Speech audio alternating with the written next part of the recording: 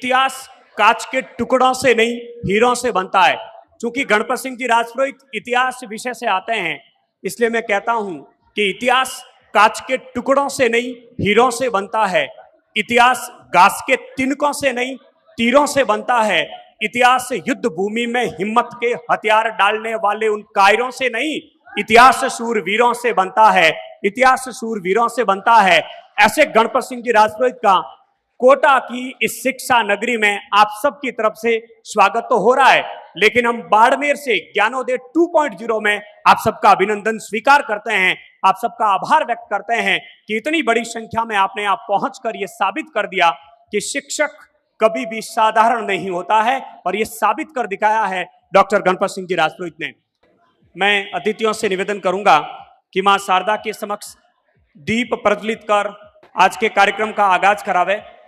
हमारे अतिथि मां वीणा पाणी मां शारदे से निवेदन कर रहे हैं, उनसे गुजारिश कर रहे हैं कि मां की कृपा आप सब लोगों पर बनी रहे।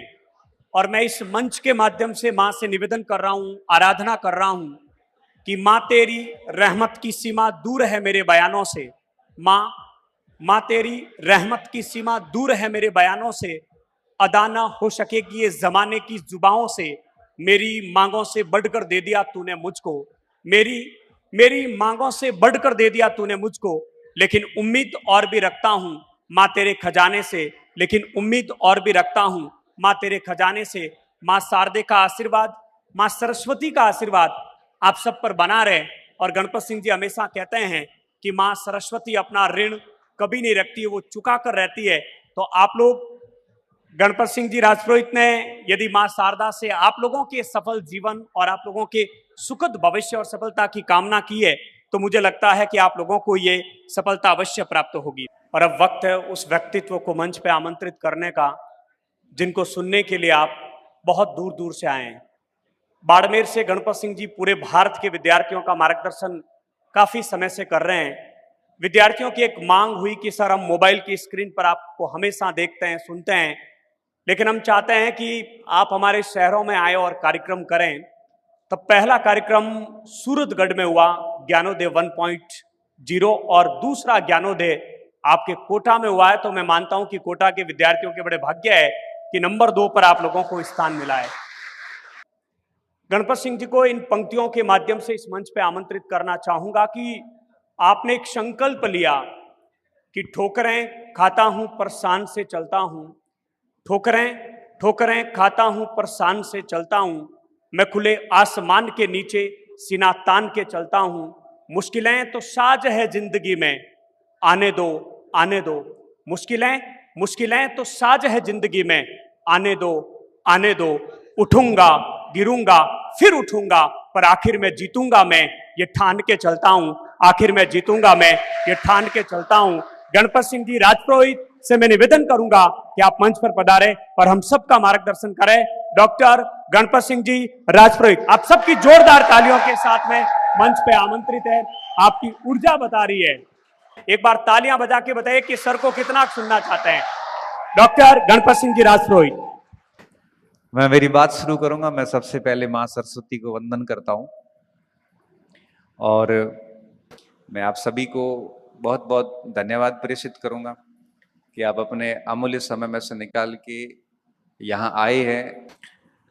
मेरा ये हाड़ौती के क्षेत्र में पहली बार आगमन है। मैं इससे पहले कभी हाड़ौती में नहीं आया, पूरी हाड़ौती में नहीं आया। एक बार आया था, वो भी एडमिशन करवाने आया था कोटा में, तो एक बार आया था। उसके बाद वापस मैं कोटा कभी नहीं आया।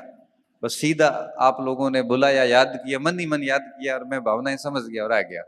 क्योंकि कहते हैं ना, किसी को मन से याद करते हैं तो कहते हैं कि शब्द देर से पहुंचते हैं, भावनाएं पहले पहुंचती है। और मेरे जीवन का एक बड़ा अनुभव है और मैं मेरे साथियों के साथ साझा करता हूं कि यार जो चीजें मैंने चाही है ना मन से, वो चीजें मुझे मिली हैं। देर सवेर, भले 5 साल बाद मिलो चाहे 10 साल बाद मिलो, मिली है। बस चाह लेते हैं कि बस ये होना चाहिए जिंदगी में। मैं उस समय सेकंड ग्रेड टीचर था और कॉलेज में गया। कॉलेज में मेरे कोई एमए का कुछ काम बाकी था। वहां गया तो मैंने सारे प्रोफेसर देखे, बढ़िया अच्छे अच्छे एकदम गाड़ियां लेके आ रहे हैं अपनी, डॉक्टर साहब कह रहे हैं सबको प्रोफेसर साहब। मैंने कहा ये मस्त है, ये एकदम बढ़िया नौकरी है, कोई टेंशन नहीं, कॉलेज जिले में एक ही कॉलेज, और प्रोफेसर साहब सबके गाड़ियां, मैडम आ रही है तो भी गाड़ियां ली हुई, सर आ रहे हैं तो गाड़ी। उस जमाने में हमारे पास में तो साइकिल भी नहीं थी। तो उस दिन मन में रखा कि यार ये शानदार है। हालांकि फिर उसी क्षण विचार आया कि ये अपने बस की बात नहीं है, क्योंकि राजस्थान में 30-35 लोग लेते हैं, वो भी 4-5 साल में एक बार। तो मैंने कहा अपने बस की बात नहीं है, छोड़ो उसको। लेकिन मन में हो जाता है ना कि बस में भले ही मत हो, लेकिन मन तो कह देता है कि ये होना मिलना चाहिए, और वो एक दबी हुई इच्छा मन में डाल दी और भूल गए उस चीज को, उस और कभी वापस प्रयास ही नहीं किया। 2012-13 के अंदर राजस्थान यूनिवर्सिटी ने एमपिट का एग्जाम करवाया पीएचडी के लिए, तो मेरी उसमें राजस्थान में पहली रैंक आई। उसके बावजूद भी मैंने पीएचडी इसलिए नहीं करी कि मैंने कहा अपने को काम क्या है पीएचडी का, अपने को प्रोफेसर तो बनना नहीं, उसमें सिलेक्शन तो होना नहीं, क्यों माथा फोड़ी करूं। और नियति देखिए, समय का फेर देखिए, सब कुछ छोड़ के मैं उसी फील्ड में आके बैठा हूं। जिस भर्ती परीक्षा से अपने को कोई उम्मीद नहीं थी, इच्छा जरूर थी, एक क्रश कहते हैं ना, वो था कि प्रोफेसर बनूं। और हर मस्तिष्क में हर व्यक्ति के होता है, किसी को वर्दी के लेके होता है कि बस वर्दी मिल जाए कैसे करके एक बार, किसी के मन में होता है कि एक लाल बत्ती की गाड़ी मिल जाए बस, किसी के दिमाग में होता है कि मेरे दिमाग में पहले वर्दी कान था, फिर बीमार हुआ तो उसके बाद में वो चीजें अपने आप ही बाहर निकल गई। लेकिन फिर दिमाग में था कि बस ये कॉलेज में प्रोफेसर बन जाएंगे तो फिर ठीक है, बड़े बच्चों को पढ़ाएंगे, एमए के बच्चे, बीए के स्टूडेंट, बड़े बड़े लोग भी थोड़ा इज्जत देंगे, प्रोफेसर साहब आए हैं। तो वो एक मेरे मन में वो था, क्योंकि प्रशासन के जिस तरह से प्रशासन रेपुटेड है, उस तरह से एजुकेशन में भी कॉलेज से बड़ी कोई पोस्ट नहीं है। और वो चीजें मिल गई, बिना किसी इतना बहुत अधिक मेहनत किए बिना ही वो चीजें हासिल हो गई। तो मैं ये सोचता हूं कि जो व्यक्ति कुछ चाहता है ना मन से, बस वो मन में रखना चाहिए, और धीरे धीरे उसकी ओर प्रयास करते हैं तो कुछ वर्षों में वो चीज मिल जाती है, ये तय बात है। और ऐसा एक बार नहीं हुआ, ऐसा कई बार हुआ है, और कई मेरे साथियों के साथ में भी हुआ है। बस सोचना चाहिए कि ये चीजें मैं कर सकता हूं, ये मुझे मेरे पास में होनी चाहिए। फिर आपके लेवल क्या है ये अधिक महत्वपूर्ण नहीं है। तो हाड़ौती में ये मेरा पहली बार आगमन है, और मुझे ऐसा पहले सूचनाएं मिली थी कि भाई हाड़ौती में कंपटीशन का इतना माहौल नहीं है, वहां पे केवल मेडिकल और ये नीट जेई के ही बच्चे हैं, कंपटीशन के इतने स्टूडेंट हैं नहीं। तो मुझे लगता है मेरे पास बड़ी गलत सूचनाएं पहुंची थी, और यहाँ पे कंपटीशन का माहौल बड़ा अच्छा है। और ये जरूर सुना है कि हाड़ौती के लोग बड़े अच्छे और बहुत ईमानदार सीधे लोग होते हैं, स्ट्रेट फॉरवर्ड, फालतू की अंदर डिप्लोमेटिक कूटनीतियां बहुत अधिक नहीं होती, मतलब मन में खंजर लेके नहीं चलते, साफ लोग होते हैं, ऐसा मैंने बहुत बार सुना है और कई लोगों से सुना है। और हालांकि मेरा बहुत अधिक अनुभव नहीं है, जितने बच्चे अब मेरे पास कोई आया, जैसे प्रेम आया था, प्रेम कहाँ गया, चला गया क्या, बूंदी से, वो बेटा प्रेम, वो बूंदी से बच्चा है और मेरे पास बाड़मेर में पढ़ रहा है, ऑफलाइन पढ़ रहा है। तो वहां आया, मेरे को ऐसे हालचाल बताता रहता है, मेरे लिए कभी गुड़ ले आता है, कभी चावल लेके आता है। तो मुझे ठीक लगता है, क्योंकि अपने खेत से लेके आता है, कहीं से आसपास जुगाड़ करके लाता है, तो मुझे थोड़ा ठीक लगता है। तो इसने भी कहा था कि सर एक बार आना। फिर ओम सिंह पीछे लगे बुरी तरह से, सर हाड़ौती चलना है सर। मैंने कहा यार टाइम नहीं है सर, एक बार चलना है। फिर मैंने कहा ओम जी मेरे स्टूडेंट भी हैं, और अपने सक्सेस पॉइंट के अंदर साइंस की अच्छी किताब है और आप लोगों ने पढ़ी भी होगी, तो साइंस में बढ़िया काम कर रहे हैं अपना पर्सनल लेवल पे, वन मैन आर्मी। और मैंने इनको 2-3 बातें बताई थी, मैंने कहा भाई काम करो तो बहुत शिद्दत से करना, नहीं तो नाम मत खराब करना। इन्होंने कहा सर कोई शिकायत नहीं आई। देखो मैंने कहा मेरे को तो साइंस का नॉलेज नहीं है, काम बढ़िया करोगे तो जीवन धन्य है। आज इनके पास में 1000-1200 बच्चे आसपास मुझे लगता है टेस्ट सीरीज में पढ़ रहे हैं, हजारों किताबें बच्चों के पास विज्ञान की पहुंच गई। एक साधारण सा लड़का बाड़मेर के ठीक पास में लंगेरा गांव से निकल के और पूरे राजस्थान में अपनी किताब टेस्ट सीरीज बेच दी, संघर्ष कर रहा है। इनके पीछे कोई बहुत बड़ा बैकग्राउंड नहीं है, मैं बहुत व्यक्तिगत जानता हूं, कोई बैकग्राउंड नहीं है, जो है खुद से है। जो भी किया सो खुद से किया। ये सब संघर्ष के पर्याय हैं आपके सामने कि कोई भी व्यक्ति कुछ भी कर सकता है, बस धैर्य होना चाहिए और काम करते जाना चाहिए।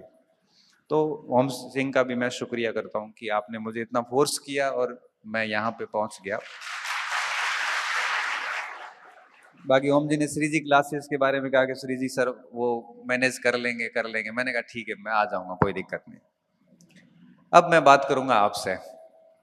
मैं सबसे पहले जानना चाहूंगा कि आपके बारे में थोड़ा सा, ताकि मैं उस हिसाब से बात रखूं। फिर आप में से कितने स्टूडेंट है जो शिक्षक भर्ती परीक्षा के आशार्थी है? शिक्षक में अध्यापक से लेके प्रोफेसर तक सब आ जाते हैं। हम ही हैं सर, पूरे हम ही हैं मतलब। ठीक है, ठीक है। और हाड़ौती से बाहर के कौन है? कम है। अच्छा ठीक है। ये कुछ जाने पहचाने चेहरे हैं, ये तो क्या जाने पहचाने चेहरे हैं। और मोस्टली सारे शिक्षक भर्ती परीक्षाओं में है। अच्छा, अध्यापक अध्यापक की तैयारी कौन कर रहे हैं? ठीक है, वरिष्ठ अध्यापक, ओके। और व्याख्याता, अच्छा ओके। सहायक आचार्य, प्रोफेसर, वाह क्या बात है। हाथ तो करो, नहीं करो तो कर दूं, हाथ तैयारी कर रहे हैं सर क्या? बहुत बढ़िया बेटा, बहुत बढ़िया। ये बड़ी अच्छी बात है कि आप सभी शिक्षक भर्ती की तैयारी कर रहे हैं। और मैं भी अपने आप में एक शिक्षक ही रहा हूं। शिक्षक के रूप में वर्ष 2012 से जीवन शुरू कर लिया और लगभग 13 साल हो गए शिक्षा में आप सबसे बात करते हुए, आपको पढ़ाते हुए। इस पूरी 13 साल की जर्नी में मेरे कुछ अनुभव रहे हैं जो मैं आपके साथ आज साझा करना चाहूंगा, ताकि आपका यहाँ आना सार्थक हो जाए। बातों बातों में कई बातें कह जाऊंगा, आप ध्यान से सुनना और कोशिश करना कि उनमें एक दो बातें, तीन चार बातें आत्मसात करें, ताकि जिंदगी थोड़ी अच्छी हो जाए। क्योंकि मेरा ये मानना है कि एक स्टूडेंट की जो उम्र होती है वो 30 से 35 वर्ष की होती है। उसके बाद में एज विद्यार्थी जीवन समाप्त हो जाता है। 25-26 साल तक बच्चे को बढ़िया याद होता है। उसके बाद स्मृति धीरे धीरे कमजोर होने लग जाती है। स्मृति कमजोर इसलिए होने लगती है कि हमारे ऊपर कई सारी जिम्मेदारियां आ जाती हैं, घर परिवार की जिम्मेदारियां, आर्थिक जिम्मेदारियां। मस्तिष्क डाइवर्ट हो जाता है, फिर हमारा पूरा ध्यान पढ़ाई पे नहीं होता और इसकी वजह से हम इतना अच्छे से याद नहीं कर पाते। तो हम देखते हैं ना कि 27-28 वर्ष की उम्र के बाद सिलेक्शन रेशियो डाउन हो जाते हैं, गिर जाते हैं। मोस्टली सिलेक्शन 27-28 तक हो जाते हैं, जिसका होना होता है हो जाता है। तो आप सोचिए कि अगर किसी बच्चे की उम्र 22 वर्ष की है, या कोई 23 वर्ष का, या कोई 24 वर्ष का है, तो उसके पास अब बहुत बड़ा जीवन शेष नहीं है। पढ़ाई के लिए उसके पास महज 4-5 साल ही है, और 4 या 5 वर्ष ही आपके पास में शेष है। आप ये मत समझना कि बहुत मौके पड़े हैं, बहुत अवसर पड़े हैं। और राजस्थान सरकार की जो वैकेंसीज है, और आपको पता है एक राउंड पूरा होने में 3 से 4 साल लग जाते हैं। मतलब आपकी एक गलती आपको सीधे 6 साल पीछे कर देती है। मतलब कोई 23-24 साल का स्टूडेंट था, कुछ गलतियां करके फेल हो गया, तो वापस वो सीधा 28 साल का होगा। और फिर नई जनरेशन आती है तो उनको कॉम्पीट करना इतना आसान नहीं होता। तो आप सबसे पहली चीज दिमाग में ये रखना कि आपके पास बहुत अधिक समय नहीं है। और मुझे जहां तक समझ में आ रहा है कि आप सभी 20 से 25 के बीच के हैं, और 20 से 25 के जो बीच के हैं, तो आपके पास में मान के चलिए मैक्सिमम 3 से 4 साल का समय है। और कल्पना करके देखना आप कि अगर आप जिसकी तैयारी कर रहे हैं उसमें अगर आपका नहीं होता है, तब आप क्या करेंगे? कौन सा रोजगार करेंगे? लोगों को कैसे फेस करेंगे? लोग कहेंगे आपसे, घर वाले भी कहेंगे, आसपास का समाज भी कहेगा कि बीए किया, बीएड किया, एमए किया, खर्चे किए घर परिवार के, विभिन्न शहरों में रहा, फिर आके मजदूरी करनी थी, तो ये सब क्यों किया? क्या आप उस स्थिति के लिए तैयार है? आप सोचिए कि आप अभी अध्यापक के सपने देख रहे हैं और आप अपनी गलतियों से अगर बाहर होते हैं, तो उसके बाद क्या आपसे मजदूरी होगी? इतना अच्छा पढ़ लिखने के बाद में आप किसी भी दुकान पे या किसी खेती किसानी में, मजदूरी में आप अपने आप को कभी भी स्वीकार नहीं कर पाओगे, कभी भी स्वीकार नहीं कर पाओगे। क्योंकि पढ़ाई नहीं की है तो दिक्कत नहीं, क्योंकि उसने माइंड सेट कर लिया कि मुझे मजदूरी करनी, बात खत्म। आपने तो बहुत ड्रीम देखे हैं, आपके परिवार ने भी आपसे ड्रीम देखे हैं, आपके समाज ने आपके ऊपर नजरें गड़ा रखी है कि कब फेल हो और इसके मजे लें। जब ऐसी स्थिति में आप अपनी गलतियों से अगर बाहर होते हैं, तो क्या आप 4 साल बाद की आपकी स्थिति को स्वीकार कर पाएंगे? आप सोचना कभी इन चीजों के ऊपर। आप डर जाओगे, वाकई में डर जाओगे कि अगर इन भर्तियों में सिलेक्शन नहीं होता है तो मैं करूंगा क्या? अगर आप बिजनेसमैन है तो टेंशन नहीं है, बिजनेस संभाल लेना। अगर आप बहुत बड़े कृषक के, जमींदार टाइप के, तो ठीक है, खेती किसानी संभाल लेना। अगर आप मध्यम वर्गीय गरीब परिवार से व्यक्ति है तो सोचना कि बड़ा भविष्य को देखकर डर लगेगा कि यार क्या करेंगे फिर। लाखों की संख्या में बच्चों के फॉर्म आते हैं, पेपर टफ आने लग गए, कंपटीशन बढ़ गया, हर बच्चा तैयारी करता है, घर बैठे ऑनलाइन पढ़ता है, ऑफलाइन पढ़ता है, कोचिंग्स हो गई, सब चीजें हो गई।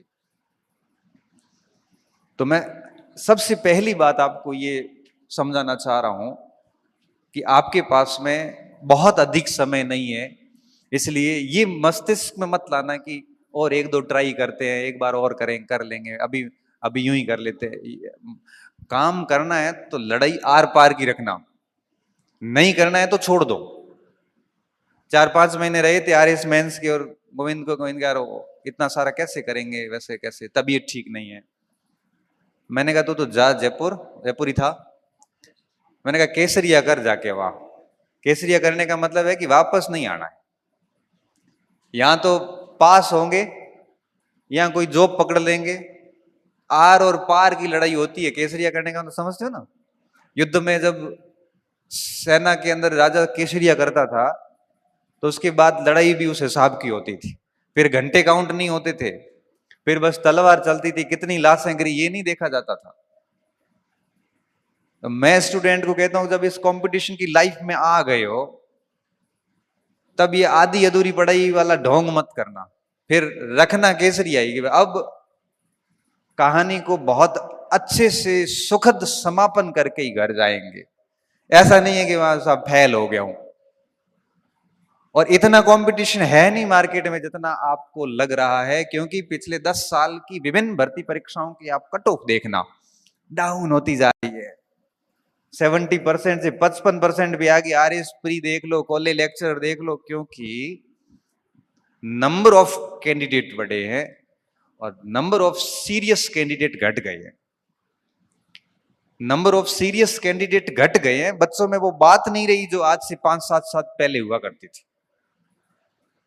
आज की जो जनरेशन है वो मोबाइल, विभिन्न सारे मोटिवेटर, किताबों की बहुत बड़ी दुनिया, उनमें इतनी फंस गई है कि वो कुछ नहीं कर पा रही, बस बैठी है चुपचाप। तो आपको इस चीज को लेके भी डरना नहीं है कि बहुत स्टूडेंट है, कोई फर्क नहीं पड़ता। मैं कहता हूं कि 2 साल में, अभी आपको बताऊंगा कैसे करना है। कोई स्टूडेंट 2 साल अगर अपने जीवन का 2 साल तरीके से दे देता है तो भैया पोस्ट भले 2 हो या 3 हो, अपना काम कर जाता है।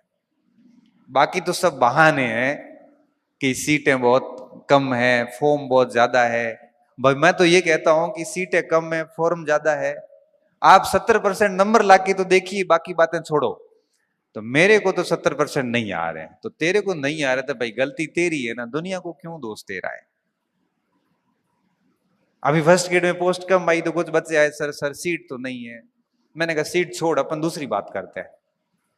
मैंने कहा तू मुझे फर्स्ट ग्रेड की मार्कशीट में 290 नंबर ला के देगा? तो कहे हाँ सर, तो मैं सिलेक्शन ला के दूंगा, सीट भूल जा। थोड़ी देर में बोला साहब 290 थोड़ा आ जाए, 290 थोड़े मुश्किल है। हाँ थोड़ी मुश्किल है तो मजा कर, सिलेक्शन होना नहीं। सिलेक्शन भी चाहिए और नंबर भी नहीं आएंगे। क्यों नहीं आएंगे? मेरे 335 थे। मैंने कहा तेरे को तो 290 का ही तो कह रहा हूं, बहुत 390 थोड़ी कह रहा हूं। हाँ 290 कितने परसेंट होते हैं? 70% भी नहीं है। मैंने कहा 290 65% नंबर है। जब आप फर्स्ट ग्रेड के पेपर में 65% नंबर नहीं ला सकते तो क्यों राजपत्रित अधिकारी बनने का दावा कर रहे हो भाई? गलती किसकी है? गलती आपकी है। सीट मत देखिए, आप तो ये कहिए ना, मुझे आश्वस्त करिए कि सर मैं 70% नंबर ला के बताऊंगा आपको। इसलिए मैं कहता हूं कि आपके पास बहुत लिमिटेड टाइम है। ये बात दिमाग में बिठा देना कि आपके पास 10-20 साल नहीं है, महज 3 से 4 साल है। और एक व्यक्ति 2 साल में अपना जीवन सेट कर सकता है। आगे 50 साल की जो लाइफ है ना, वो बड़ी प्रतिष्ठित लाइफ है। बेरोजगारी अपने आप में एक अभिशाप है। व्यक्ति अपना बिना कोई अपराध किए हुए भी मुंह छुपाता है, बिना कोई गलती किए हुए भी 4 लोगों से सुनता है। तो इन 4 साल में इस कलंक को खत्म कीजिए, पहली बात तो ये। दूसरी बात, अब 4 साल का समय है आपके पास में। और एक और बात बताऊं, आप ये भी मत समझना कि हर दिन समान होता है। आज आपके पास में अवसर है, हो सकता है 2 साल बाद में नहीं होगा। कई बार क्या होता है कि हमारे पीछे जो सपोर्ट सिस्टम होता है वो टूट जाता है कई बार, और इतना अचानक से होता है क्योंकि इस पृथ्वी पे जो भी आया है उसको जाना है। और कई बार ऐसा होता है कि हमें पीछे फंड देने वाला व्यक्ति चला जाता है, और ऐसी स्थिति आती है कि महानगर छोड़ के ढाणी में आना पड़ता है। तो अवसर मिला है तो इसको बहुत तरीके से भुनाना, इसके साथ में मजाक मत करना। हर दिन को चैलेंज लेना कि आज का दिन कितना बढ़िया तरीके से काम किया। हर दिन सोते वक्त सोचना कि क्या मैं वो सब कर पा रहा हूं जो उम्मीदें लेके मैं शहर आया था। क्योंकि भटकाओ का दौर है। किताब बेचने वाला किताब बेच के भटकाएगा, गाइड बेचने वाला गाइड बेच के भटकाएगा, online course, offline course, coaching, ये सब अपना प्रचार करेंगे, टेस्ट सीरीज वाला अपना प्रचार करेंगे, सब अपना अपना करते। ये मार्केट है। समझदार किसको होना पड़ेगा? समझदार सिर्फ आपको होना पड़ेगा कि भटकना नहीं, अपने को लिमिटेड चुनना है कि ये करना है, बात खत्म। जो कि मैं इस खुद मार्केट में हूं, ऑनलाइन कोर्स मैं भी देता हूं, कोचिंग भी चलाता हूं, टेस्ट सीरीज भी है, लेकिन फिर भी बच्चों को कहता हूं कि लॉजिकल होइए, समझदार होकर डिसीजन लीजिए और काम कीजिए, तब जाके आप अपने समय का सदुपयोग कर पाओगे। अब जो मैं आपको कह रहा था ना कि भाई 2 वर्ष में कैसे कुछ किया जा सकता है, तो इस हेतु बहुत अधिक चुनौतियां नहीं है, सिर्फ 4-5 चीजें करनी होती है। सबसे पहली बात, सुबह से लेके रात जब आप सोते हो तब तक आपका पूरा शेड्यूल फिक्स होना चाहिए, किस समय क्या करना है। भाई मुझे सुबह, जैसे हम पढ़ते थे तो क्या था कि जैसे कई बार रात को नींद नहीं आ रही तो रात को बढ़िया पढ़ लिए, 2:30 बज गए, 3 बज गए, पढ़ लिए, पढ़ के थक गए, सो गए। सुबह थोड़ा लेट उठे, लेट उठने के बाद में फिर मुंह धोए, चाय वाय पी और फिर पढ़ना शुरू कर गए। भूख लगी, खाना पीना नाश्ता कुछ जो जुगाड़ हुआ किया, नींद आ रही थी, सो गए, उठे, फिर पढ़ने लग गए। शाम के समय थोड़ा स्टेडियम घूम के आए, वापस आए, फिर पढ़ने लग गए। जिंदगी में कोई फालतू समस्याएं पड़ी हुई नहीं, किसी भी प्रकार का कोई ऐसे एडिक्शन नहीं, नशे नहीं, कोई भी बहुत बड़ा ग्रुप नहीं। 5-6 लोग जीवन में पहले भी थे और बेरोजगारी में भी थे, आज भी वही लोग हमारे साथ हैं। रिश्ते नाते खत्म कर दिए, कोई किसी का नहीं है। सबसे पहले प्रहार करते हैं ये लोग फेल होने के बाद। 5 या 6 लोग रखते हैं जो ये हौसला देते हैं कि कोई बात नहीं, हम कर लेंगे, तू टेंशन मत ले। और ईश्वर की दया से मेरे जितने भी दोस्त से सारे सारे बढ़िया जगहों पे सारे अधिकारी है। तो 5-6 लोगों का ग्रुप रखा, सुबह से शाम तक खुद को बिजी रखा, फालतू लफड़ों से दूर रखो और सिर्फ सरल जीवन जियो और सिर्फ काम पे ध्यान दो। आपके 2 ही मित्र होने चाहिए, किताबें, टेबल किताबें और खेल का मैदान। खेलने थोड़ा कूदने एक्टिविटी थोड़ा किया करो, भले किसी जगह जाके सड़क पे ही 2-5 किलोमीटर थोड़े घूम लिए 15-20 मिनट, क्योंकि कई बार थोड़ा घूमने से भी अच्छे विचार दिमाग में आते हैं। भाई 10 लोगों से बिना फालतू बात करने की बजाय 15 मिनट रोड पे टहलना ज्यादा अच्छा है। आज की तारीख में मैं बताऊं, मेरा कोई सर्वे नहीं है, लेकिन 100 में से 90% लोग आपको भटकाने वाले और नेगेटिव टाइप के लोग हैं। आपने कह दिया ना कि मैं प्रोफेसर की तैयारी कर रहा हूं, तो सीधा यही कहेगा कि प्रोफेसर छोड़, 4th ग्रेड की भर्ती आएगी। अरे भाई, टच कर गई ना बात। ये सबके साथ हुआ है। अरे 2 साल से हिस्ट्री पढ़ रहे हैं, तरीके से पढ़ रहे हैं, सर आपके नोट्स पढ़ लिए, 5-5 बार टेस्ट दिया है, अब सर डर लग रहा है। तो डर लगने के बाद वो अपने साथियों के पास जाता हो कि 52,000 ज्यादा बढ़िया है। कहाँ प्रोफेसर, कहाँ 4th ग्रेड, इतना गेट पे आया हुआ क्यों भाई रास्ता बदल रहा है? वो भी उसके कहने पे जो खुद संघर्ष कर रहा है। भाई अवशेष बच जाए, उससे पहले जो शेष है उसको विशेष करिए। बाद में अवशेष ही बचने, बाद में कुछ नहीं होना, अभी एनर्जी आप में। अरे बड़े प्रोफेसर की शानदार तैयारी चल रही थी, उस समय किसी ने दिमाग में बात डाल दी 4th ग्रेड, अब वो दिमाग में बैठा 4th ग्रेड। अगर आप इस तरह से अपने पास में ऐसे लोग रखेंगे तो निश्चित तौर पे वो आपको कभी अच्छी तैयारी करने नहीं देंगे। वो हमेशा फिर आप जैसे ही कुछ अच्छा करने की कोशिश करोगे पास में आके बैठ जाएगा। बहुत औंजो काम है, कंपटीशन बहुत टफ है। 20 जनों को तो मैं जानता हूं जो बहुत इंटेलिजेंट है, 19 ही पोस्ट है।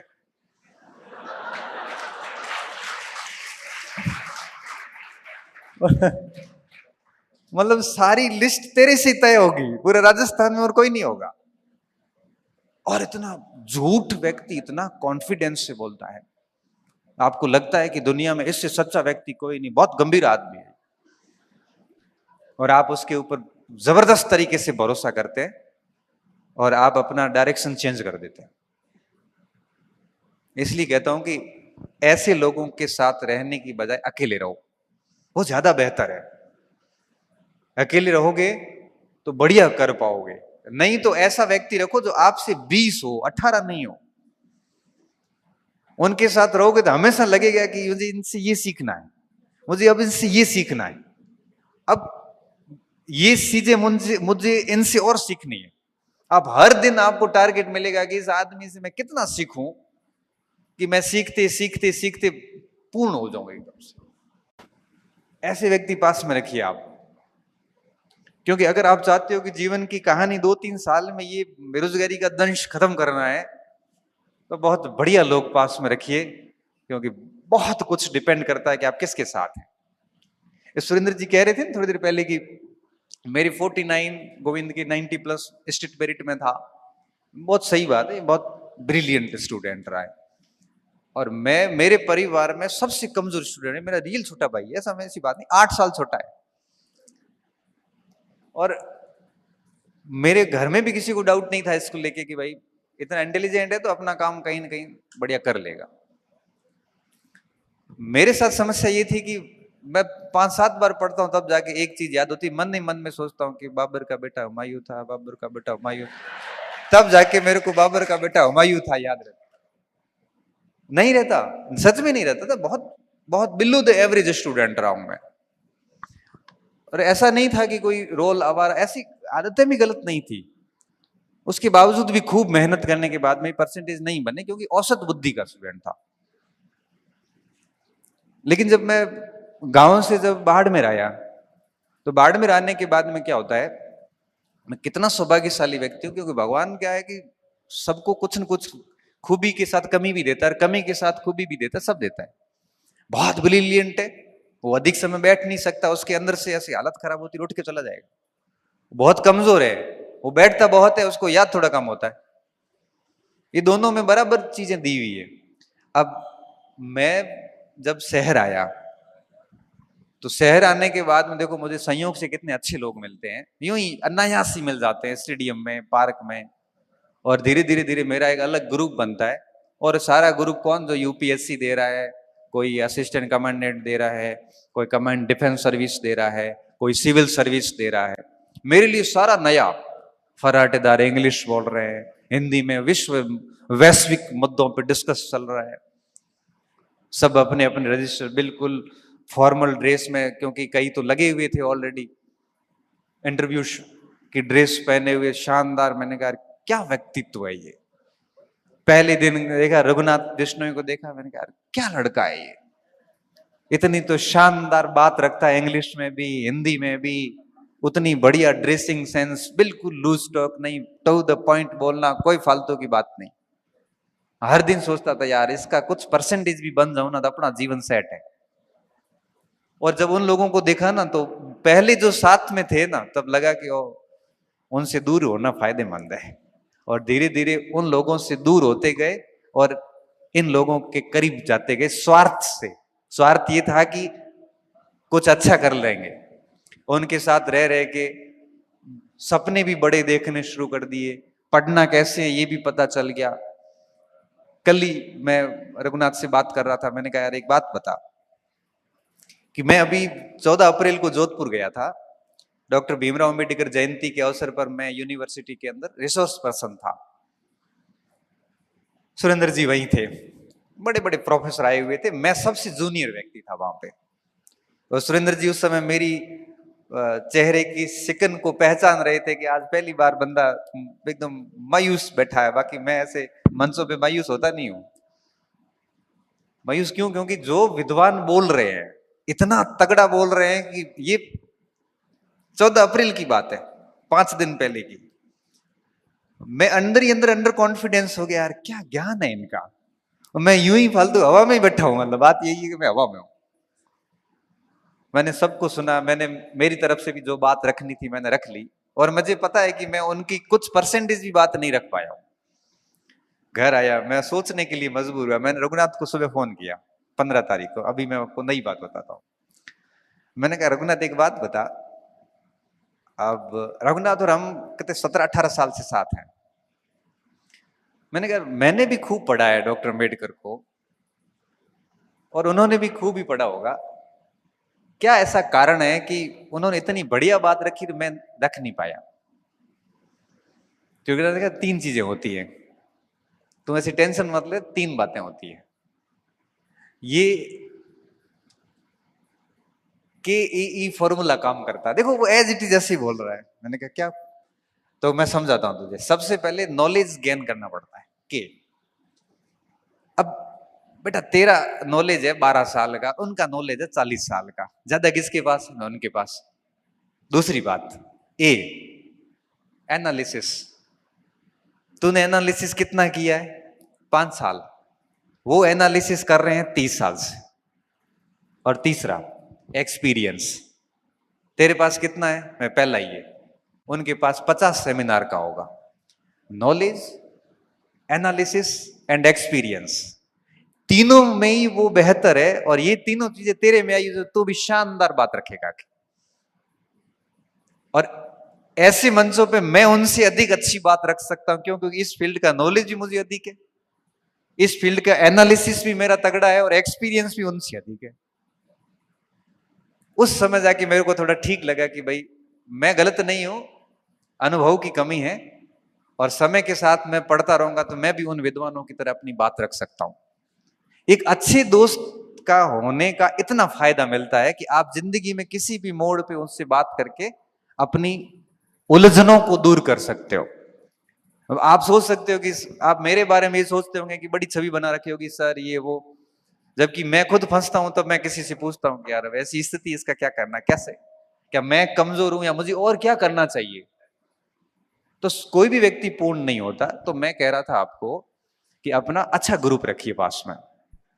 और अच्छा ग्रुप कब बनता है, जब आप अच्छे व्यक्ति के साथ में कोई मिलता है तो उससे जुड़ जाए और बुरे व्यक्ति को धीरे धीरे दूर करते हैं। देखते ही देखते आप बहुत अच्छा ग्रुप अपने आसपास पाओगे। तो पहली बात मैंने आपको ये बताई कि आप दिमाग में बिठा दीजिए कि आपके पास में बहुत कम समय है, 3-4 साल का ही।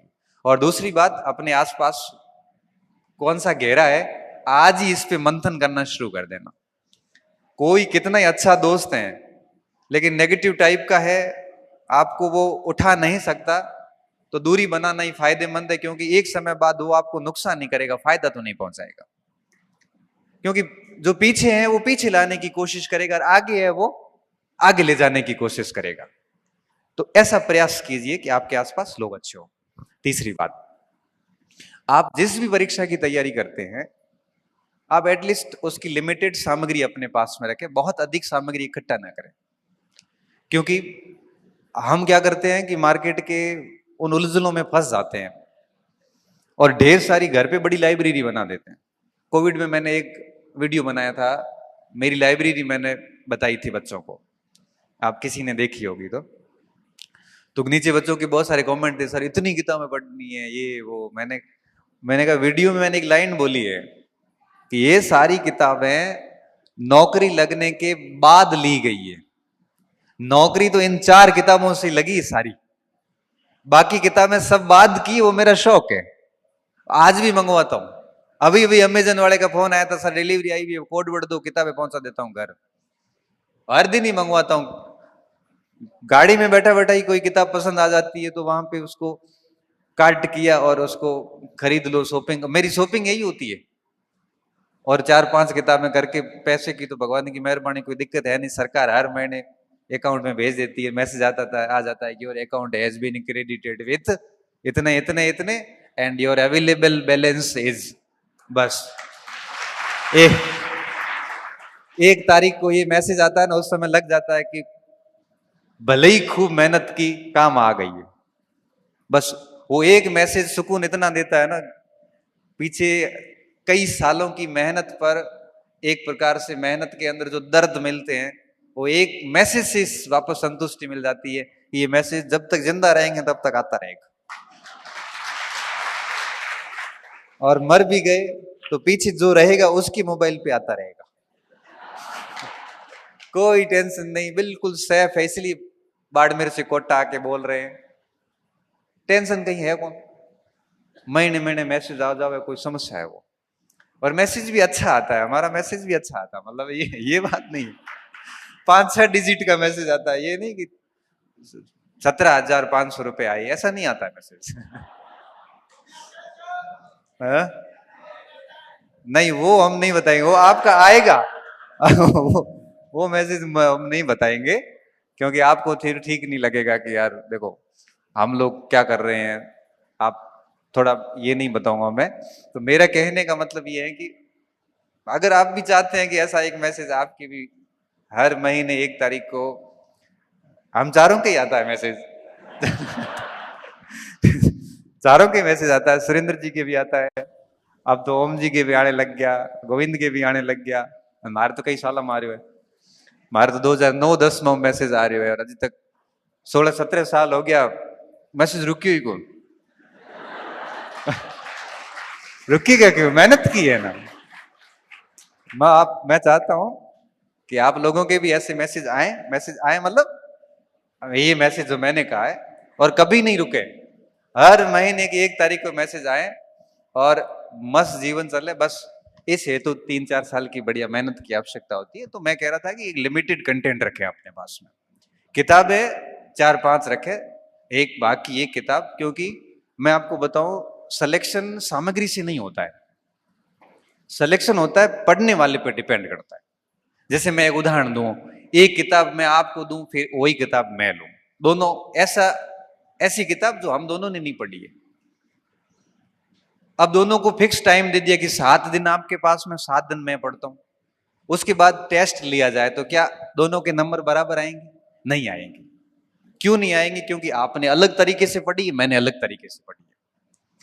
इसलिए सिलेक्शन में सामग्री महत्वपूर्ण नहीं है, बल्कि सिलेक्शन में यह महत्वपूर्ण है कि आप कंटेंट कैसे पढ़ते हैं, लिमिटेड सामग्री रखें। इसके साथ साथ में एक महत्वपूर्ण बात जो विद्यार्थी अक्सर गलती करते हैं, केवल पढ़ना ही नहीं है, चीजों को मनन करना उनके ऊपर। आप एक पैराग्राफ पढ़ते हैं, एक हेडिंग पूरी की, उसके बाद में आप 5 मिनट सोचिए कि आपने पढ़ा क्या है। एक सिंपल सा उदाहरण देके जैसे समझाता हूं आपको कि आप जैसे इतिहास पढ़ रहे थे, आपने अशोक का दम ये नीति पढ़ी, 40-45 मिनट में आपने वो पूरा पढ़ लिया। बस आप एक प्रैक्टिस करना शुरू कर दो आज से ही, क्योंकि आप इतना आए हैं तो आपकी जीवन शैली में कुछ परिवर्तन होना चाहिए। मैं ऐसा चाहता हूं, नहीं तो मेरा आना और बोलना, आपका टाइम खराब करना बिल्कुल कोई सार्थक नहीं। फिर वो 40-45 मिनट अशोक का दम पढ़ने के बाद में किताब को इस तरह से बंद कर दो, पेन रख के, और सोचिए कि आपने 40-45 मिनट क्या पढ़ा है। आप अगर कुछ भी याद नहीं कर पा रहे हैं, इसका मतलब आपने केवल रीडिंग मारी, स्टडी नहीं करी। ऐसी रीडिंग मारते जाओगे तो सिलेक्शन नहीं होगा। आप दिमाग को सक्रिय रखिए, हर लाइन को पढ़ते वक्त देखिए कि इसमें क्या सवाल बन सकता है, और अगर सवाल क्या बन सकता है इतना एक्टिव रखोगे ना, तब आप वापस जब सोचोगे 40 मिनट बाद, तो आप उसको ब्रीफ कर पाओगे कि हाँ, अशोक के दम में ये बातें थी। तो दिमाग को आप जो लिमिटेड कंटेंट आपके पास है उसको लेके आप अपने मस्तिष्क को बहुत सक्रिय रख के पढ़े, निष्क्रिय ना रखें। निष्क्रिय का मतलब है लाइन टू लाइन पढ़ते जाना।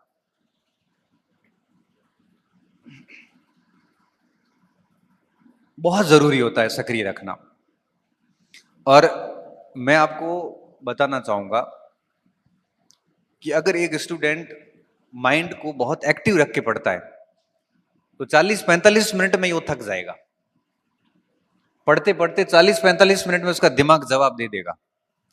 जैसे जवाब देता है उस समय किताब बंद करो, आराम से टहलने की जगह है तो टहलते टहलते सोचो कि मैंने अभी क्या पढ़ा है।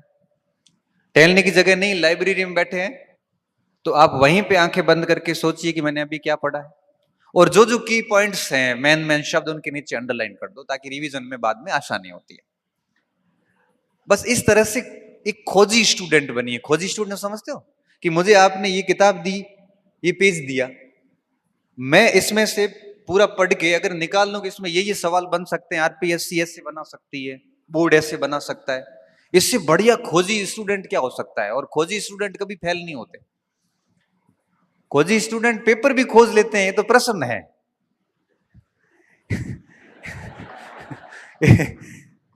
इसलिए हमारे को बहुत खोजी स्टूडेंट रहना है और कंटेंट से प्रश्न निकालने हैं, और बहुत एक्टिव माइंड्स के साथ। कई बार क्या होता है, बच्चा पूरा पढ़ के मेरे पास आता है, कई बार बोलता है सर याद नहीं हो रहा है। फिर पूछता हूं कि पढ़ा ही नहीं ठीक से, याद कैसे होगा, रिवीजन किया नहीं। जब हम पढ़ते थे, मुझे अच्छे से याद है कि हम क्या करते थे, मैं रघुनाथ, हमारे 3-4 का ग्रुप था, हम कहते थे कि आज क्या पढ़ा है, किसने क्या पढ़ा, हमारा टाइम टेबल सबका फिक्स था। पढ़ने के बाद हम एक दूसरे से प्रश्न करते थे। अब जैसे मौर्य काल पढ़ा या जैसे भूगोल में भूकंप पढ़ा, तो अब वो साथ वाला साथी पूछता था कि पी तरंग क्या होती, बता फटाफट शॉर्ट में 3 बातें बता दे। अब शॉर्ट में 3 बातें कहां से बताएंगे, दिमाग एक्टिव था नहीं, लाइनें पढ़ के आए हैं हम तो, और ये पिछले 2 साल से लाइनें पढ़ रहे हैं। लाइनें आप अगर 2 साल भी पढ़ोगे ना, तब भी याद नहीं होगा। परीक्षा में पढ़ा हुआ सवाल आएगा लेकिन उत्तर आपसे नहीं निकलेगा। ऐसा आपके साथ होता है कि साहब पढ़े हुए सब थे लेकिन हुए नहीं, पढ़े हुए थे लेकिन हुए नहीं। इसके पीछे क्या कारण है? कारण यही था कि माइंड एक्टिव नहीं था, याद किया नहीं, और याद किए बिना वहां पे होना नहीं। क्योंकि केवल विद्यार्थी को पढ़ना ही थोड़ी है, उसको याद भी करना है। तो दिमाग को एक्टिव रख के पढ़िए।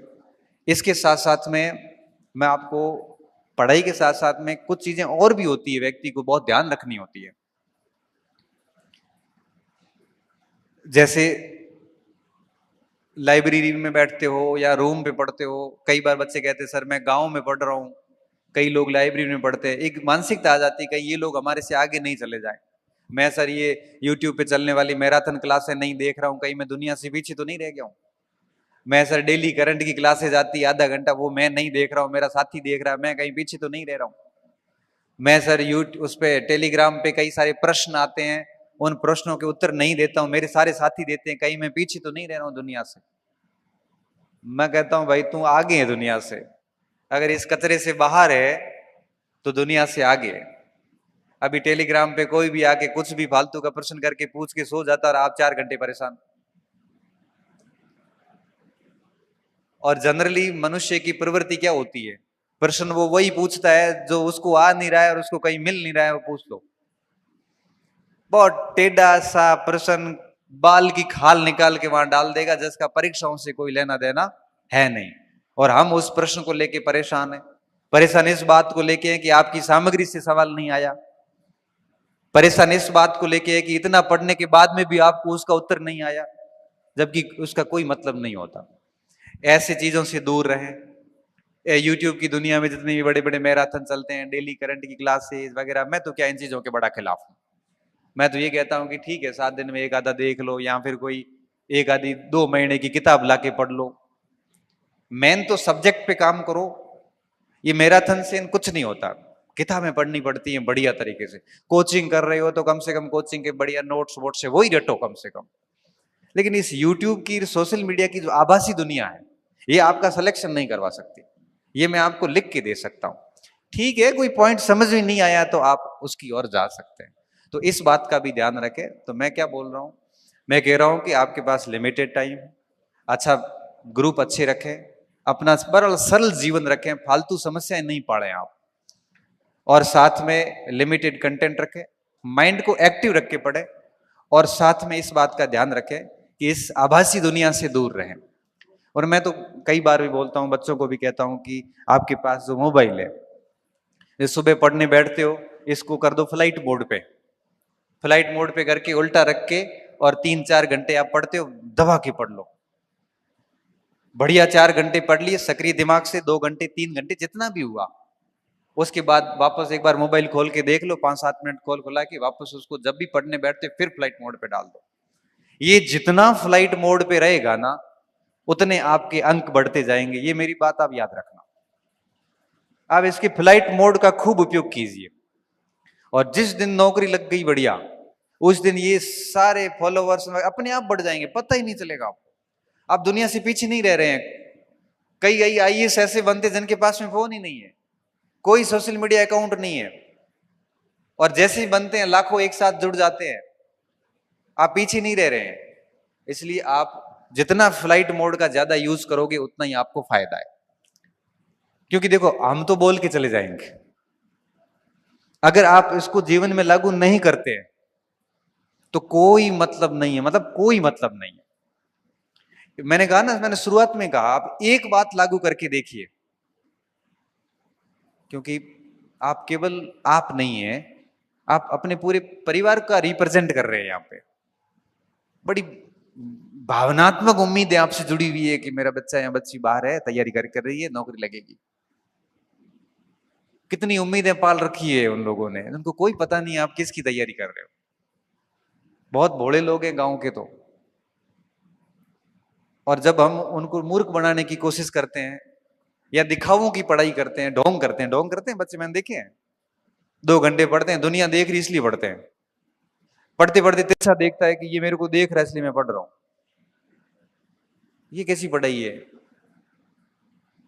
मतलब इन सब की मैं नजरों में बना रहा हूं इसलिए मैं पढ़ रहा हूं, या मेरे जीवन निर्माण के लिए पढ़ूं? अगर आप इस तरह से पढ़ रहे हो कि ये लोग मुझे देख रहे हैं मैं पढ़ूं, तो भैया रिजल्ट इतने घातक आएंगे इसके कि जो लोग देख रहे थे वही लोग सबसे पहले मजाक बनाएंगे, और फिर आप सह नहीं पाओगे।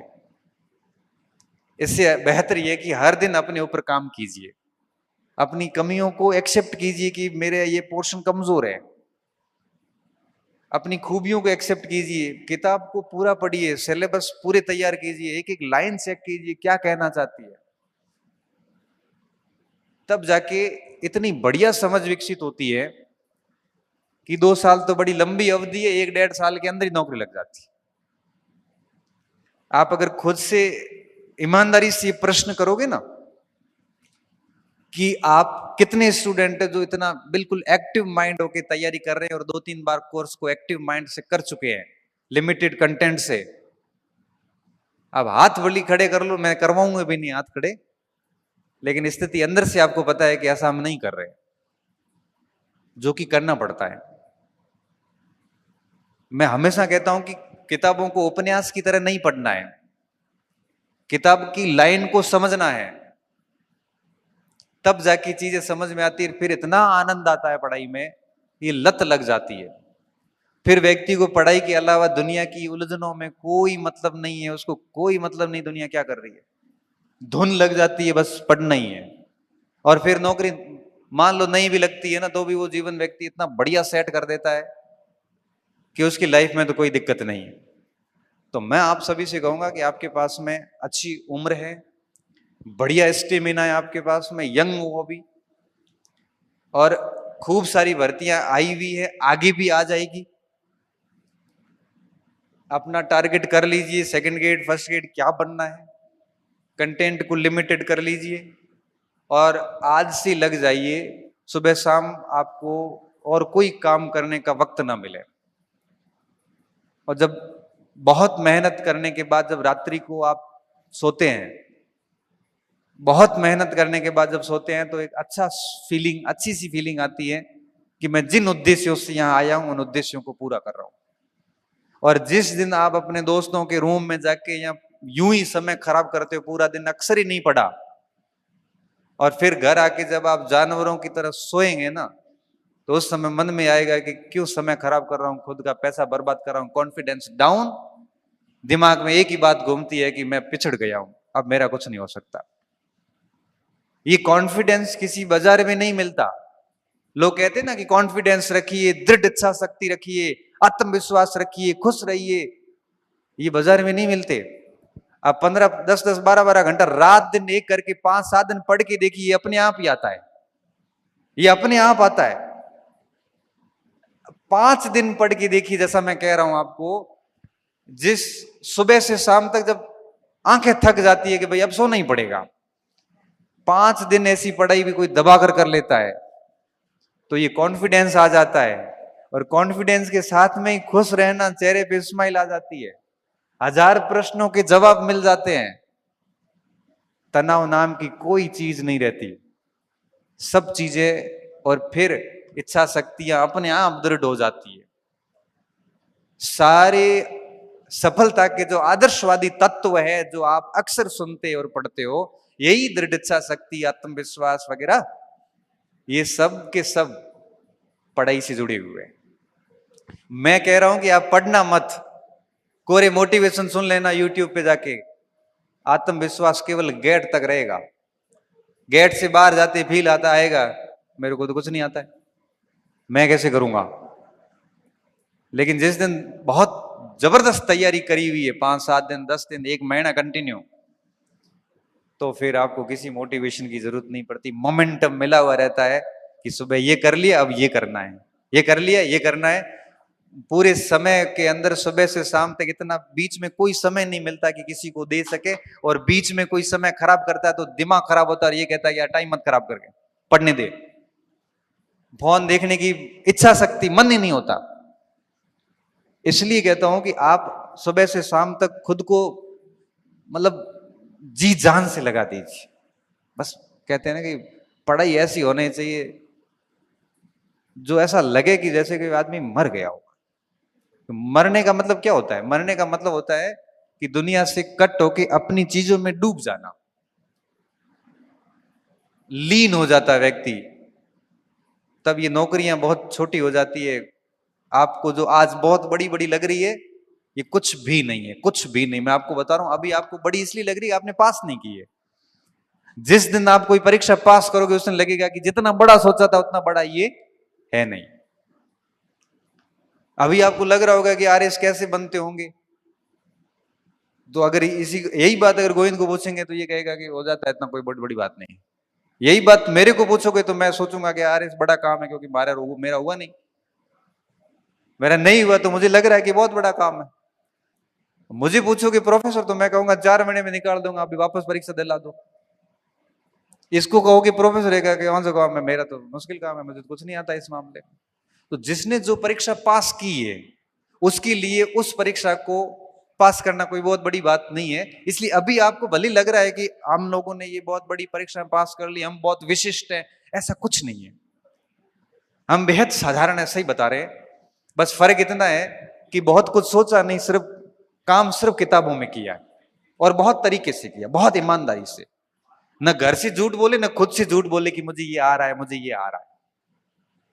नहीं आ रहा है तो नहीं आ रहा है, और उस नहीं आ रहा है क्योंकि व्यक्ति के सुधार की प्रक्रिया कहां से शुरू होती है, जब वो गलती स्वीकार करता है।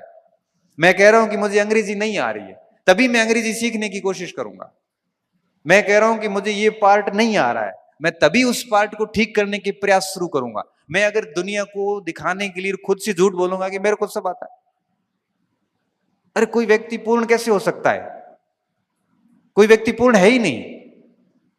गलती एक्सेप्ट करो कि आप सोचिए, अब आप किस परीक्षा की तैयारी कर रहे हैं, उस परीक्षा के सिलेबस के कौन से भाग जो आपको नहीं आ रहे हैं, उसको आप कल के लिए मत छोड़िए, अभी शुरू कीजिए उसको। वही सिलेक्शन है। अब आपको जो आ रहा है आप वही बार बार पढ़ रहे हो, नहीं आ रहा उसको आप वही साइड में ही करते जा रहे, नौकरियां कैसे लगेगी? समग्र अध्ययन करना पड़ता है।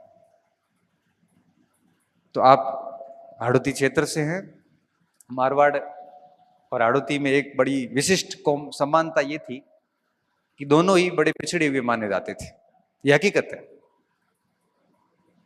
मारवाड़ की शिक्षा में दशा और दिशा बदल गई है। आज वहां आपको हर गांव में, हर घर में कोई नौकरी वाला मिलेगा और हजारों बच्चे दबा के पढ़ रहे हैं। रिजल्ट देख लो आप, बाड़मेर क्षेत्र के अंदर रिजल्ट ही रिजल्ट है।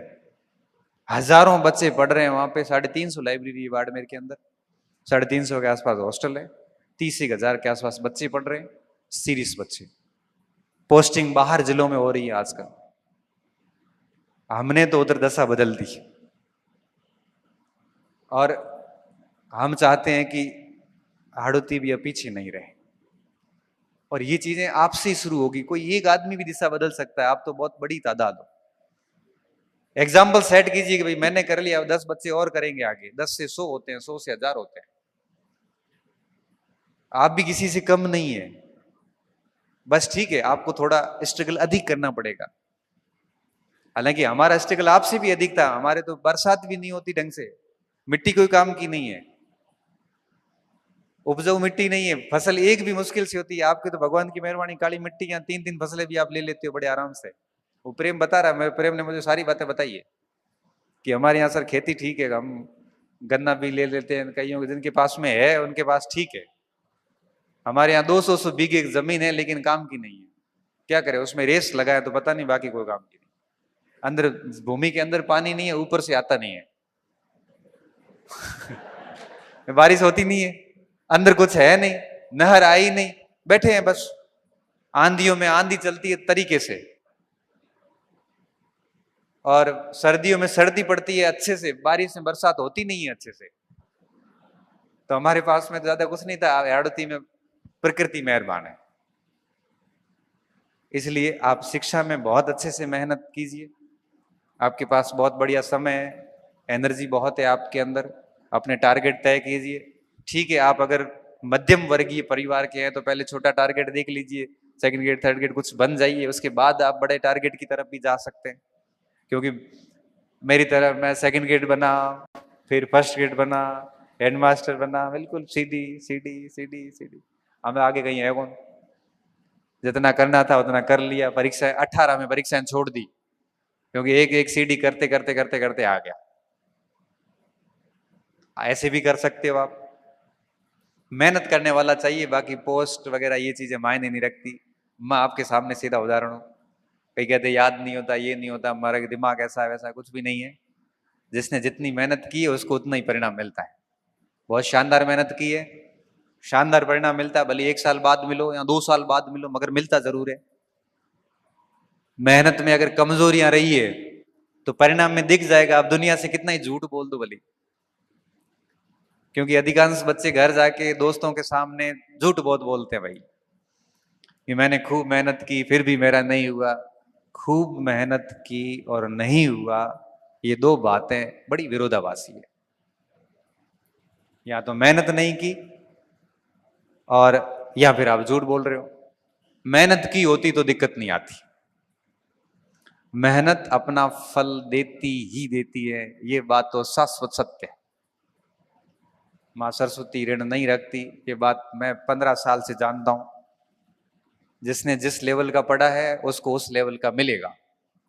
अगर आपने मजे कर लिए, अगर आपने रूम, लाइब्रेरीज यहां पे रह के भी आपने अगर डिस्कशन ही की, आनंद ही लिए हैं, तो फिर उसके परिणाम बड़े घातक है। चार दोस्त बैठ के किसी इश्यूज पे बात हो, वक्फ बोर्ड में बिल प्रस्तुत किया गया है तो वक्फ क्या है, 1995 वाले एक्ट से 2025 का एक्ट कैसे भिन्न है, 1913 का पहला एक्ट आया उसमें क्या व्यवस्थाएं थी और आज क्या व्यवस्थाएं हुई है, चर्चा तो ये होनी चाहिए आप में। आप चर्चा करते हैं कट ऑफ कितनी रहेगी, सीट बढ़े को बढ़े। अब सीट आपके सोचने से तो बढ़ेगी नहीं। आप चर्चा करते हो भर्ती कब आएगी, परीक्षा कब होगी, रिजल्ट क्या आएगा, ये आपके हाथ में ही नहीं है। बताओ, आपके हाथ में, ये सब सिस्टम के हाथ में। आप भले कुछ भी कर लो, वो सिस्टम में जो होना है वो होके रहेगा। आपकी डिस्कशन मुद्दों पे होने चाहिए। आप ऐसा ग्रुप रखिए, ना कि ऐसा कि कौन सा कोचिंग वाला खराब है, कौन सी किताबें खराब है।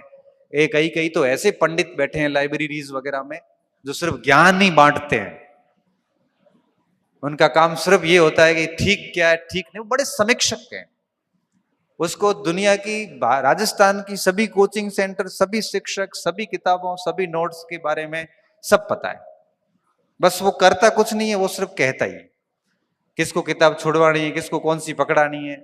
ऐसे पंडितों से दूर रहे, क्योंकि अगर ऐसा विद्वान व्यक्ति, यहाँ पंडित का मतलब कोई जाति से नहीं है, हमारे यहाँ पे पंडित उपाधि है। और पंडित उस व्यक्ति को माना जाता था जो अपनी ज्ञान की पराकाष्ठा को पार करता था। एक आता था भट्ट, एक भट्ट गुप्त काल में उपाधि थी। भट्ट उसे कहते थे जो अपने क्षेत्र में अथाह था।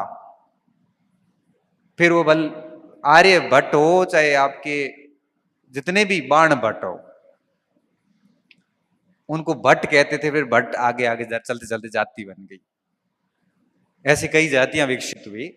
तो ऐसे जितने भी पंडित होते हैं, जितने भी बड़े विद्वान लोग हैं, इस क्षेत्र का बहुत अनुभव रखते हैं, खुद के पास में कोई जॉब नहीं है, बेरोजगारी में है, लेकिन दुनिया को ज्ञान बांटते हैं, ऐसे लोगों से बहुत अधिक ज्ञान न लेना। अन्यथा अन्यथा आप कुछ नहीं कर पाओगे, आप भी उनकी श्रेणी में आ जाएंगे। तो बहुत मेहनत कीजिए, मेरी शुभकामनाएं आपके साथ में है। काफी समय ले लिया और अब आप मेहनत करना। हम लोग यहाँ पे आए और बहुत भरोसा है मुझे कि आप जितनी भी हमने बातें की, इनकी कुछ बातें आप है वो अपने जीवन में लागू करेंगे, तभी मेरा आना सार्थक होगा और आपका यहाँ रहना और रुकना सार्थक होगा। वेट करूंगा उस दिन का जिस दिन आप में से कोई स्टूडेंट चयनित होके मेरे पास आएगा और ये कहेगा कि सर, कोटा के ज्ञानोदय 2.0 की कुछ बातों ने मेरे जीवन में कुछ चेंजेस किए और मैंने खूब मेहनत की और उसका परिणाम है कि मैं आपको, आप तो गुड़ लेके आओगे तो भी चल जाएगा मेरे लिए। तो तब तो आना, मेरा आना और आपका आना सार्थक होगा। मेरा मन बड़ा खुश होगा। बाकी इस शब्द का मतलब यही है कि बस हम पढ़ाई की बात करेंगे। हम बच्चों को जो आज की तारीख में डीरेल हो रहे हैं, भटक रहे हैं, ठीक करना है। बाकी न तो हमारा कोई कोचिंग खोलने का प्लान है, क्योंकि जहां हमने ज्ञानोदय पहले सूरतगढ़ में किया तो ये माहौल बना कि अब सर सूरतगढ़ कोचिंग खोल रहे हैं। मैंने मंच पे कहा भाई मैं नहीं खोला, मेरे बाड़मेर में एक मारे है कोचिंग, वो हमारा में सही हम्बल नहीं रही है, वो में इतना सारा बच्चा है कि माँ मेरा काम बढ़िया चल रहा है, मैं किसी जगह नहीं जाऊंगा। वहां पे भी अपना कोई इंटेंशन नहीं था, यहाँ पे अपना कोचिंग नहीं है। ठीक है, ऑनलाइन बच्चे पढ़ते, वो कहते हैं सर एक हमारे यहाँ पे भी टेस्ट सीरीज शुरू कर दो तो हमारी थोड़ा ऑफलाइन मदद हो जाती है। तब हम भी यहाँ स्थानीय संचालक जैसे श्री जी से बात करी, उन्होंने कहा ठीक है सर हम करवा देंगे। तो उसमें थोड़ी आपकी सर्विस हो जाती है और हमारे बच्चों तक हम फिर पहुंच जाते हैं। तो वो टेस्ट वगैरह का होता है, इससे अधिक हमारा कोई इंटेंशन नहीं है यहाँ पे। और दूसरा, बाकी अगर आप ये कहोगे कि भाई कई बार लोग ऐसे गलत अर्थ निकालते हैं, उनका क्या हमें कोई फर्क पड़ता नहीं है। और आपको भी पढ़ना नहीं चाहिए। ये चार लोग कहेंगे, लोग क्या कहेंगे, लोग तो आपके मरने के बाद यही कहेंगे कि पुड़िया अच्छी नहीं बनी थी। कोई मतलब नहीं किसी को, आपसे किसी को कोई मतलब नहीं है। आप अगर ये सोच रहे हो कि दुनिया आप पे ध्यान रख रही है, आप बहुत गलत सोच रहे हो। बस आप अपना काम अच्छे से करें, आप सही होने चाहिए, आप गलत नहीं होने चाहिए। बाकी जिसको जो करना है वो करे, क्योंकि अंत में बचता और जीवित केवल सत्य ही रहता है। इसलिए आप सही होने चाहिए, बाकी दुनिया को जो कहना है वो कहें, जो करना है वो करें। कोई बात बनाता तो बनाने दे, सबका जवाब परिणाम ही है। बस परिणाम जब जाएगा ना, इतना जबरदस्त जवाब मिलता है, कुछ नहीं बोलना पड़ता है, सब खामोशी हो जाती है और अपने आप को कुछ कहना ही नहीं, एक रिजल्ट से सब आलोचकों को जवाब मिल जाता है। तो आप भी अगर ऐसी चीजों से घिरे हुए हैं तो जवाब दीजिए, और जवाब आप बोल के कभी मत देना, क्योंकि बोल के आप उनके लेवल तक नहीं जा पाओगे। तो बेहतर है कि आप हार्ड तोड़ मेहनत कीजिए, रिजल्ट दीजिए, लोगों को जवाब भी मिलेगा और आपकी लाइफ भी बड़ी व्यवस्थित हो जाएगी। इस पूरे कार्यक्रम के आयोजन के लिए मैं पूरी आयोजक टीम को एक प्रकार से धन्यवाद देना चाहूँगा कि टीम ने बड़ा अच्छा मैनेजमेंट किया। और बीच में ठीक है लाइट गई थी, लेकिन कोई नहीं, आप बैठे रहे, मैं भी बैठा रहा। और ठीक है, बाधाएं तो सुरेंद्र जी कह रहे थे, बाधाएं आती हैं जाती हैं, रुकने वाले कब रुकते हैं। आप ऐसे वो कुछ होना नहीं, कोई फर्क नहीं पड़ता उन चीज़ों का। आप सभी बच्चों का बहुत बहुत शुक्रिया कि आप आए या सुना हमें, और बाकी मैंने आपको बता ही दिया है। इसकी सार्थकता उस दिन सिद्ध होगी जिस दिन आप मेरे पास आओगे मिठाई लेके कि सर ये चीजें हुई हैं, नौकरी लाग गई, मार सा खुश, जीवन सेट है। तब तो क्या है कि आनंद आएगा। और बाकी मेहनत करते रहिए, और आपने जो प्रेम दिया उससे बड़ा अभिभूत हूँ। एक साधारण शिक्षक के लिए इतना प्रेम मिलना बहुत बड़ी बात होती है। आजकल पैसे कमाने आसान है, मनुष्य कमाना, रिस्पेक्ट कमाना बहुत मुश्किल काम। और मुझे लगता है कि जब मुझे ये चीजें मिलती है तो मैं बड़ा अंदर से भावुक सा हो जाता हूं कि मैंने ऐसा कुछ किया तो नहीं, और आप में से मैं किसी से कभी मिला भी नहीं। आपने मुझे संभवतः देखा पहली बार है, मैंने आपको पहली बार सबको देख रहा हूं। फिर हमारे बीच में क्या कनेक्शन है कि आपने कितना भरोसा करके आप बैठे। कौन किसको सुनता है? दुनिया में सबसे मुश्किल काम होता है सुनना। कौन किसको सुनता है? मैं कई बार सोचता हूं कि क्या कनेक्शन हुआ है कि हम भौतिक रूप से एक दूसरे को देख ही पहली बार रहे, फिर भी कितना भरोसा है कि आप आराम से बातों को सुन रहे हैं और लागू भी करेंगे खुद पे। बस एक शिक्षक के जीवन का यही विरासत है। एक शिक्षक में आपको भाई नजर आता है, एक शिक्षक में आपको पिता नजर आता है, एक शिक्षक में आपको अपना अभिभावक नजर आता है, एक शिक्षक में अपने आप को एक मेंटर नजर आता है, एक शिक्षक में आपको उम्मीद नजर आती है, एक शिक्षक में आपको एक आदर्श नजर आता है, एक शिक्षक में आपको अपना हीरो नजर आता है, एक शिक्षक में आपको प्रेरणा नजर आती है, एक शिक्षक में आपको एक रास्ता नजर आता है, एक शिक्षक में आपको एक उम्मीद नजर आती है, एक शिक्षक में आपको एक मुक्ति नजर आती है। इस वजह से हम सब एक दूसरे से जुड़े हुए हैं। दूरियां भले हजारों किलोमीटर की हो, मगर दिलों से जो जुड़ाव होता है वो हमेशा एक दूसरे को समीप रखता है। कोई समीप होके भी दूर है, कोई दूर होके भी समीप है। धन्यवाद। बहुत बहुत आभार। आपने बड़ी सहजता से, सरलता से, शालीनता से अपनी बात रखी। और एक शिक्षक का दायित्व होता है कि अपने विद्यार्थियों की राह में आने वाली दुविधाओं को दूर करे, कांटों को दूर करे। और ये कार्य गणपत सिंह जी काफी वर्षों से भारतवर्ष के विद्यार्थियों के लिए अपने आप को समर्पित कर रखा है। मैं आप सबकी तरफ से गणपत सिंह जी का वंदन करना चाहता हूं, और चूंकि मेरे बड़े भाई है और मेरे मार्गदर्शक भी है, तो आप सबकी तरफ से मैं इनको वंदन कर रहा हूं कि गुरुवाणी का अमृत पीकर आज आपने 1.25 घंटे तक गणपत सिंह जी की न केवल उद्बोधन को सुना है, बल्कि अपने शिक्षक की अमृत का आप लोगों ने रसपान किया है। गुरुवाणी का अमृत पीकर अजर अमर मानव का नाम, गुरु चरणन में नतमस्तक में स्वीकारो श्रद्धा प्रणाम, गुरु चरणन में नतमस्तक में स्वीकारो श्रद्धा प्रणाम। इस तरीके से आपने अपनी जो बात रखी है, और मुझे लगता है गणपत सिंह जी की 1 घंटे तक लाइट की वजह से कार्यक्रम डिस्टर्ब होने के बावजूद भी इतने धैर्य के साथ आपने गणपत सिंह जी को सुना है, इसका मतलब है कि आपने सफलता की पहली सीढ़ी को पार कर लिया है। सुनना सबसे मुश्किल काम होता है, धैर्य के साथ बैठना सबसे मुश्किल काम होता है, और आपने एक सच्चे अभ्यर्थी की, एक सच्चे परीक्षार्थी की यहाँ पर परीक्षा को उत्तीर्ण किया है। और ज्ञानोदय 2.0 का उद्देश्य मात्र इतना है कि आपके जीवन में जो भी बाधाएं हैं वो दूर हो और आप लोग अथक प्रयास करें। आप एक ऐसा प्रयास करें कि न थके कभी पैर, न कभी हिम्मत हारी है। आप अपने आप से कहिए, अपने आप से वादा कीजिए कि न थके कभी पैर, न कभी हिम्मत हारी है। हौसला है जिंदगी में कुछ कर गुजरने का, इसलिए अभी भी सफर जारी है, इसलिए अभी भी सफर जारी है। आपकी सफलता का सफर हमेशा जारी रहे।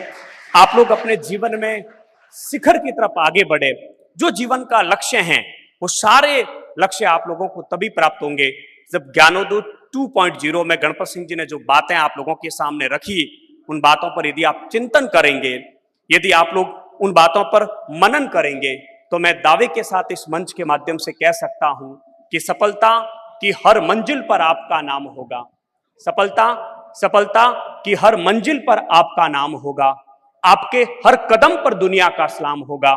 मुश्किलों का सामना हिम्मत से करना मेरे दोस्तों, देखना एक दिन वक्त भी आपका गुलाम होगा, देखना एक दिन वक्त भी आपका गुलाम होगा।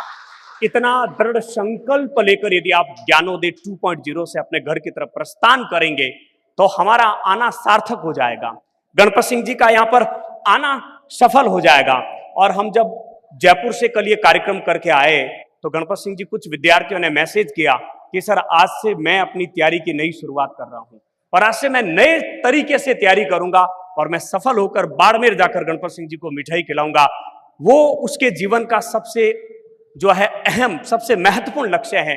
इस प्रकार का टारगेट लेकर यदि आप यहां से जाएंगे और तो मैं दावे के साथ कह सकता हूं कि बाधाएं कब रोक सकी है आगे बढ़ने वालों को। यदि आपने तय कर लिया, यदि आपने ठान लिया है कि मुझे ये करना है, तो दुनिया की बड़ी से बड़ी बाधा आप लोगों को नहीं रोक सकती है। बाधाएं कब बांध सकी है आगे बढ़ने वालों को, विपदाएं कब रोक सकी है मरकर जीने वालों को, विपदाएं कब रोक सकी है मरकर जीने वालों को। और इस कार्यक्रम की अंतिम कड़ी में, क्योंकि आप लोग, मुझे सवाई जी लगातार बता रहे थे कि सर 9 बजे से बच्चे वहां पर आ गए हैं और आप में से बहुत से विद्यार्थी 9 बजे यहां पर आ गए थे, 1 बज रहे हैं। 4 घंटे से कुछ विद्यार्थी यहां से हिले नहीं, टस से मस नहीं हुए, क्योंकि उनको पता था कि अपनी सीट नहीं चली जाए।